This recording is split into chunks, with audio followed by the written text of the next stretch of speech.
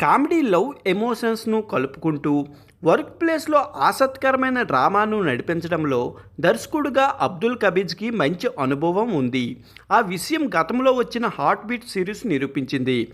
Corporate hospital నేపథ్యంలో ఆ కథ నడుస్తుంది.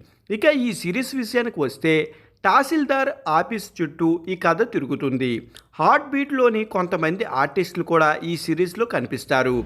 పల్లెటూరు వాతావరణం, అక్కడి మనుషుల అమాయకత్వం, పెద్దగా చదువుకోని కారణంగా అక్కడి వారితో తహసీల్దార్ ఆఫీస్ సిబ్బందికి ఎదురయ్యే తలనొప్పులు, సిబ్బంది చాదస్తాలు, బద్ధకాలు టచ్ చేస్తూ వెళ్ళిన తీరు ఆకట్టుకుంది. అలకలు, బుజ్జగింపులు, అసహనంతో ఎపిసోడు నడుస్తుంది. కథ ఏ దిశగా పరిగెడుతూ ఉన్నప్పటికీ అందుకు తగిన కామెడీ కోటింగు కనిపిస్తూనే ఉంటుంది. దర్శకుడు కొన్ని పరిమితమైన పాత్రలు ఎంచుకుని కామెడీ టచ్తో వాటిని డిజైన్ చేసుకొని సహజత్వంతో ఆవిష్కరించడంలో ఫుల్గా విజయం సాధించాడనే చెప్పాలి. ఆరంభంలో కథ కాస్త నిదానంగా నడుస్తున్నట్లుగా అనిపించిన బోర్ మాత్రం కొట్టదు ఎక్కడ. గ్రామీణ నేపథ్యం, వివిధ రకాల మనస్తత్వాలు, బలహీనతలు, మేనరిజంలు సరదాగా నవ్విస్తూ ఉంటాయి.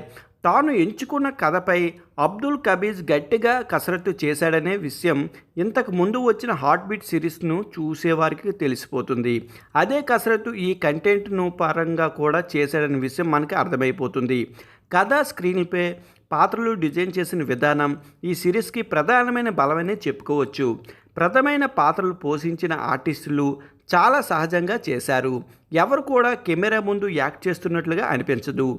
తహసీల్దార్ ఆఫీస్లో మనం ఒక మాలను కూర్చుకొని ఈ సిరీస్ చూస్తున్న భావన కలుగుతుంది. సూర్య థామస్, సంతోష్ పొడి ఫోటోగ్రఫీ ఆకట్టుకుంది. శరణ్ రాఘవన్ నేపథ్య సంగీతం సందర్భానికి తగినట్లుగా ఉంటుంది. విజయకృష్ణ ఎడిటింగ్ కూడా బాగుంది.